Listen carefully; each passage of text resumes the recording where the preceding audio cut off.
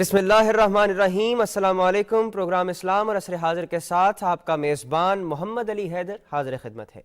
ناظرین، اللہ کریم نے انسان کو اپنا قرب پانے، استغفار کرنے، اپنے گناہوں کی معافی طلب کرنے اور اللہ کریم سے لو لگانے کے کئی مواقع فراہم کیے ہیں۔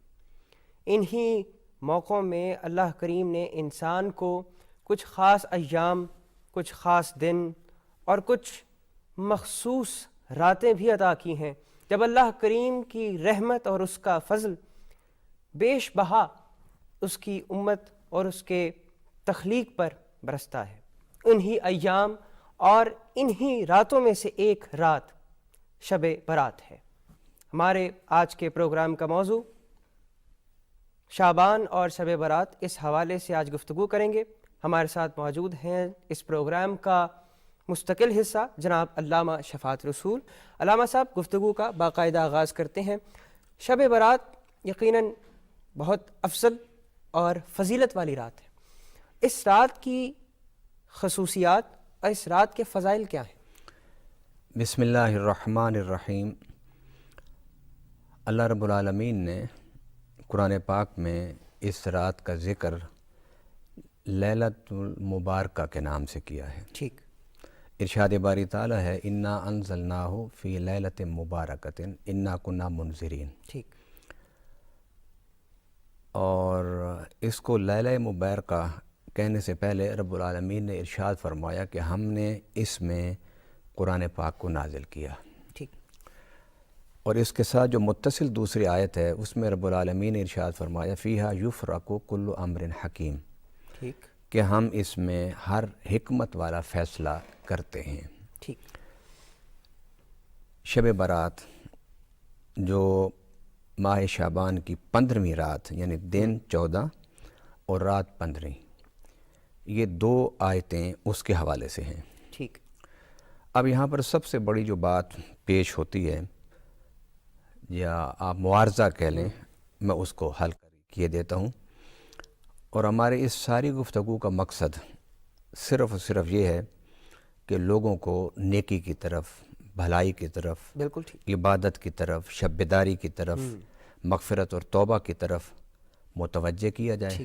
جس طرح اقبال نے بھی کہا کہ رحمت خدا بہانہ میں جویت، کہ اللہ کی رحمت بہانے تلاش کرتی ہے، ٹھیک ہے، اور اپنے بندوں کو عطا کرنے کے لیے، دینے کے لیے، بخشش کے لیے، مغفرت کے لیے وہ رب بہانے تلاش کرتا ہے۔ بالکل ٹھیک۔ اب یہاں پر یہ ہے کہ یہ جو رات جس میں قرآن اترتا ہے اس کے بارے میں تو ہے کہ وہ لیلۃ القدر ہے۔ ٹھیک۔ تو یہ لیلۃ المبارکہ 15ویں شعبان، یہ کیسے؟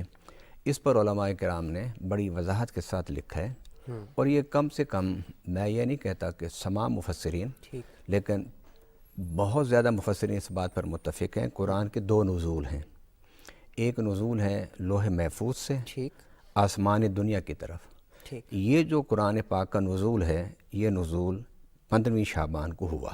اچھا۔ اور لیلۃ القدر میں جس نزول کا ذکر ہے وہ نزول ہے کہ جو آسمان دنیا سے حسب ضرورت جبرائیل امین اللہ کی وحی نبی صلی اللہ علیہ وسلم کی طرف لاتے رہے۔ بالکل ٹھیک۔ اب رہی شب برات، کہ اس کو برات کیوں کہتے ہیں؟ برات کا معنی ہوتا ہے بری کر دینا، لیکن کچھ لوگ کہتے ہیں کہ برات کا معنی بیزاری، گو بیزاری بھی ہے اس کا معنی، لیکن اس مقام پر شب براعت اس کا مطلب ہے کہ بری کر دینا۔ تو نبی پاک صلی اللہ علیہ وسلم کا ارشاد گرامی ہے کہ اللہ تعالیٰ 15ویں شعبان کی رات اپنے گناہگار بندوں کو اس کثرت سے جہنم سے آزاد کرتا ہے کہ اگر تم اس کی تعداد سمجھنا چاہو تو عرب کا ایک قبیلہ بنو کلب ہے، اور وہ ان کا مشغلہ تھا کہ وہ بکریاں بہت پالتے تھے، بڑے بڑے لمبے چوڑے ان کے پاس ریوڑ تھے، اور بکریوں کے جو جسم پر بال ہوتے ہیں، میرے آقا نے فرمایا اللہ اس ایک رات میں گناہگار بندوں کو اس قدر بخشتا ہے، اتنی زیادہ بخش عطا فرماتا ہے، اتنی زیادہ لوگوں کو جہنم سے آزادی کا پروانہ دیتا ہے، اور وہ جو لوگ جہنم سے آزاد ہونے کی خوشخبری سنتے ہیں وہ بنو کلب کی بکریوں کے بالوں سے بھی زیادہ ہوتے ہیں۔ سبحان اللہ۔ ٹھیک۔ اس حدیث پاک کی نسبت سے اس کا نام شب برات رکھا گیا، اور برات کا جو لفظ ہے وہ عربی ہے، اور شب کا جو لفظ ہے وہ فارسی ہے، لیکن اس کے لیے جو پراپر عربی کا لفظ ہے وہ ہے لیلہ مبارکہ۔ ٹھیک ہو گیا. اب اس حوالے سے روشنی ڈالیے کہ آخر شعبان اور رمضان کے درمیان ایک خاص کنیکشن دیکھنے میں ڈاکٹر صاحب کی گفتگو میں نظر آ رہا ہے. اس حوالے سے کیا؟ نبی پاک صلی اللہ علیہ وسلم کے اگر آپ معمولات دیکھیں، شعبان میں وہ تو ویسے ہی ہے جیسے ڈاکٹر صاحب نے فرمایا ٹھیک. کہ کثرت سے نبی پاک صلی اللہ علیہ وسلم روزے رکھتے تھے. ٹھیک ہے. اور آپ کا تواتر سے روزہ رکھنے کے اس معمول کو دیکھ کے صحابہ کرام کہتے ہیں کہ ہمیں گمان ہونے لگتا تھا کہ رمضان شروع ہو گیا ہے. واہ، اچھا. آپ آخر کے 2 روزے 3 روزے آپ چھوڑ دیتے تھے، اس کے بعد رمضان کے روزے شروع کرتے تھے. ٹھیک. اب اس شعبان کی جو خوبی ہے، جس طرح انہوں نے فرمایا کہ اعمال اس مہینے میں آسمان کی طرف اٹھائے جاتے ہیں. جی. اب اس کے ساتھ 3 جملے اور بھی ہیں اچھا. اسی حدیث کے. مثلا اس میں یہ فرمایا کہ اللہ تعالیٰ اس مہینے میں زمین پر اترنے والی روحیں اور دنیا سے جانے والی روحیں، ان کا فیصلہ بھی اللہ تعالیٰ ماہ شعبان میں نصف شعبان یعنی 15ویں رات کو کرتا ہے. اچھا. ٹھیک. اور اس کے ساتھ کہ رزق کے فیصلے بھی اللہ تعالیٰ اس رات کو کرتا ہے. ٹھیک. اور اس کے ساتھ آخر میں یہ جملہ جو انہوں نے بیان فرمایا کہ اعمال آسمان کی طرف اس رات اٹھائے جاتے ہیں. اچھا. اب یہاں پر میں اپنے ناظرین کے لیے، سامعین کے لیے، کہ وہ بھی ان کے لیے سوچ کے دروازے کھولیں. مذہب کو تفکر، تدبر، اجتہاد کے لیے ذہن سازی کرنے کے لیے بات کی جائے تو نوجوان اس سے سیکھیں گے بھی صحیح، سمجھیں گے بھی صحیح، اور اس راستے پر چلیں گے بھی صحیح. بالکل ٹھیک. اب کیا روز نہیں اعمال آسمان کی طرف اٹھائے جاتے ہیں؟ یہ تو نہیں ہوتا نا کہ سارے سال کے اعمال یہاں زمین پر پڑے رہتے ہیں تو پھر شعبان میں آسمان کی طرف اٹھائے جاتے ہیں. ایسی بات نہیں ہے.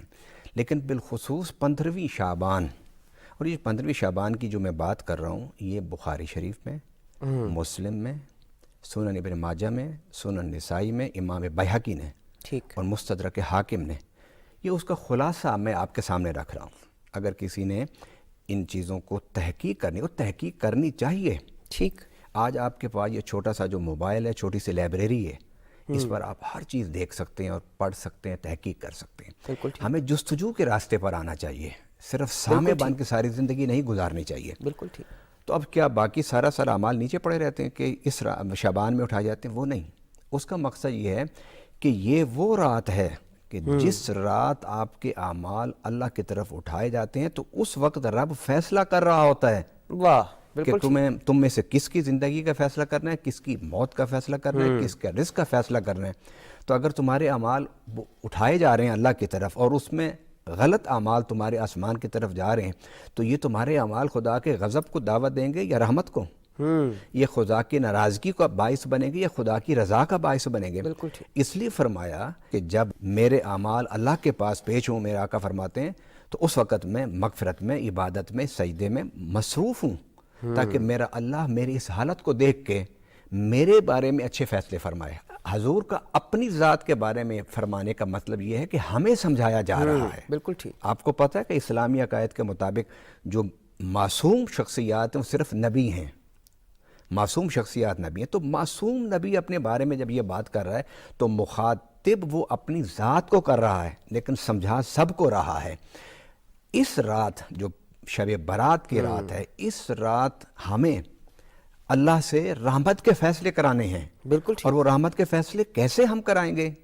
جب ہم اس کی عبادت میں، گریہ زاری میں، سجدہ میں، تضرع میں اور بکا میں ہوں گے اور اپنی گناہوں پر ندامت سے آنسو بہا رہے ہوں گے تو اس حالت میں جب ہماری کیفیات اور ہمارے اعمال کو آسمان کی طرف بلند کیا جائے گا تو رب ہمارے ان حالات کو دیکھ کر ہمارے لیے بہتر فیصلہ فرمائے گا. بالکل. علامہ صاحب، سوال یہ ہے کہ کیا تمام انسانوں کے لیے یا بالخصوص مسلمانوں کے لیے یہ رحمت کا دروازہ برابر کھلا ہے یا کچھ ایسے بھی ہیں جن کی توبہ اس رات قبول نہیں ہوگی؟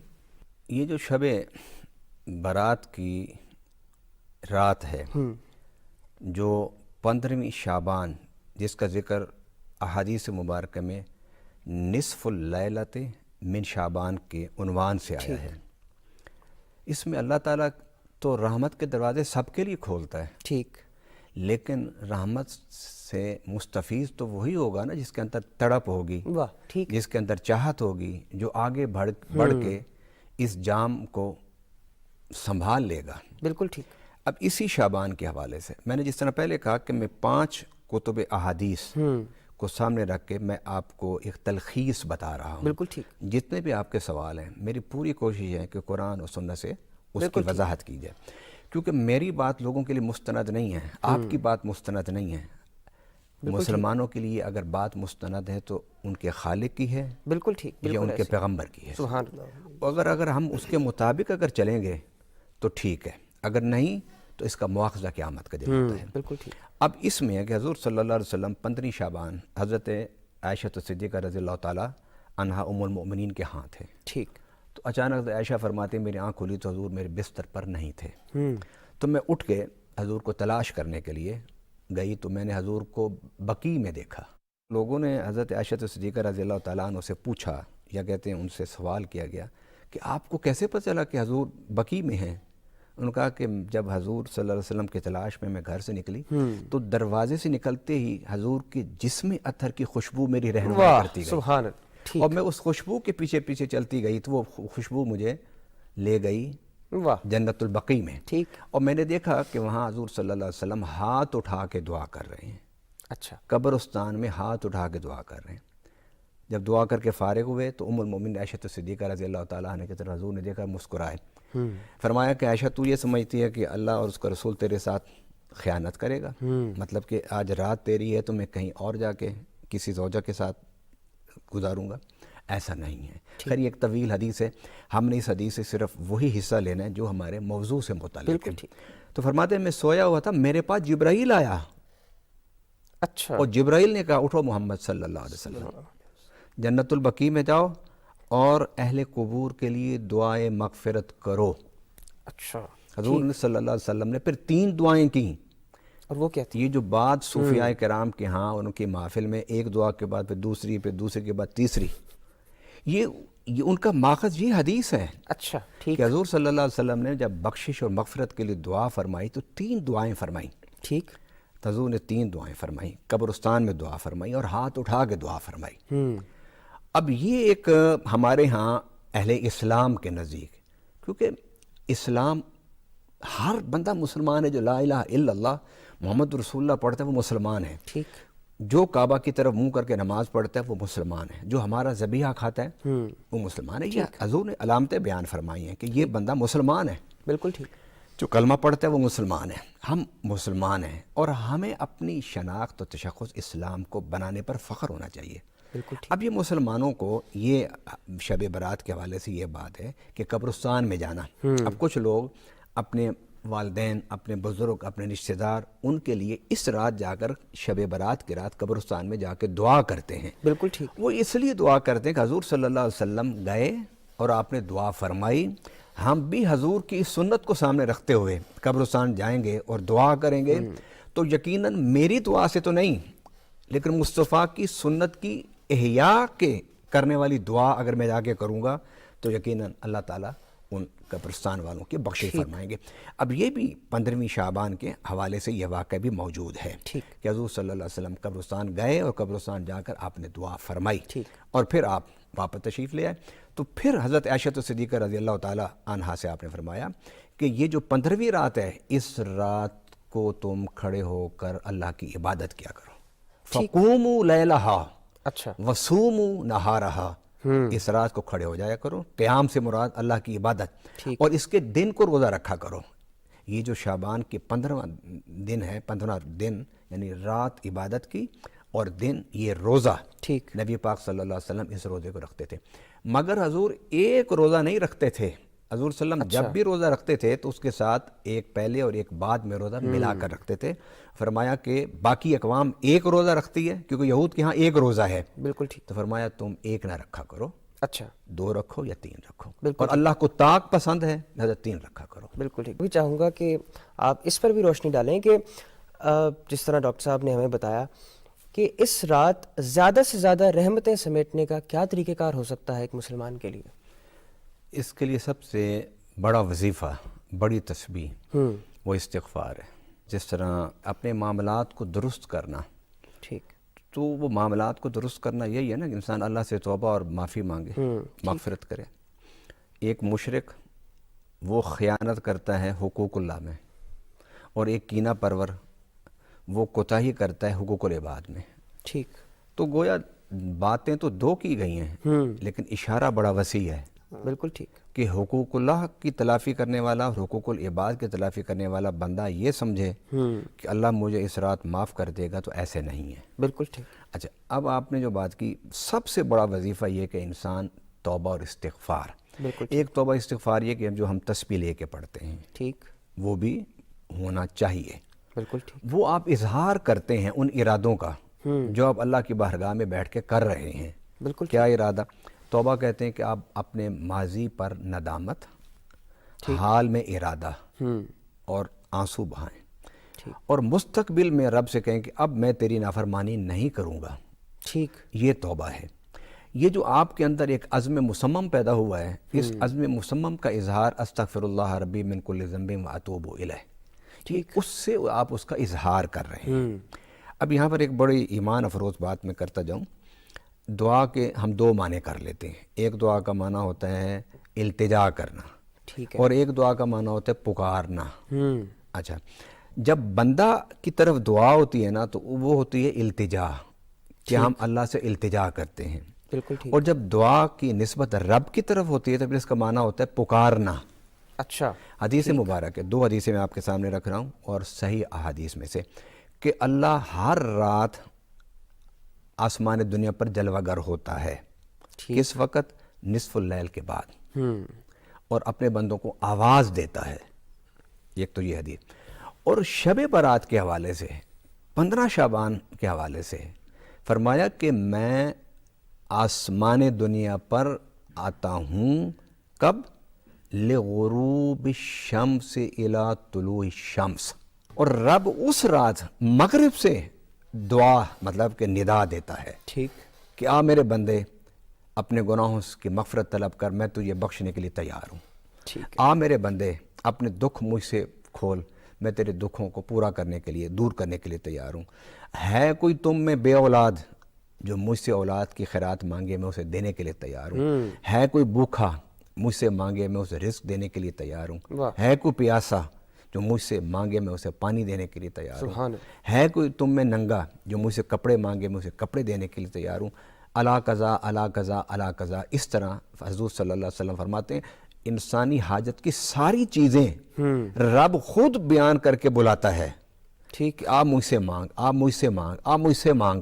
اور یہاں پر نبی پاک صلی اللہ علیہ وسلم کے فرمان گرامی ہے، اس کو آپ سنیں گے تو اس حدیث کو سننے میں مزہ بھی آئے گا، کہ فرمایا کہ بندہ جب بندے سے مانگتا ہے تو بندہ ناراض ہو جاتا ہے، ٹھیک، اور بندہ رب سے نہ مانگے تو رب ناراض ہو جاتا ہے۔ اللہ، فرمایا اس کی طرف کیوں جاتے ہو کہ جو مانگنے سے ناراض ہوتا ہے، اس کی طرف کیوں نہیں آتے کہ جو مانگنے سے خوش ہوتا ہے۔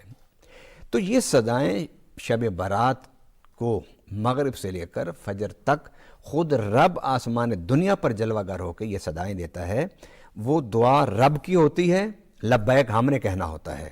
یعنی اس وقت کوئی انکار کا معاملہ نہیں ہے، جب وہ خود بلانے والا، وہ خود پکار رہا ہے کہ آؤ مجھ سے لے لو، تو پھر کیسے ہو سکتا ہے کہ ہم مانگیں اور وہ نہ لیں؟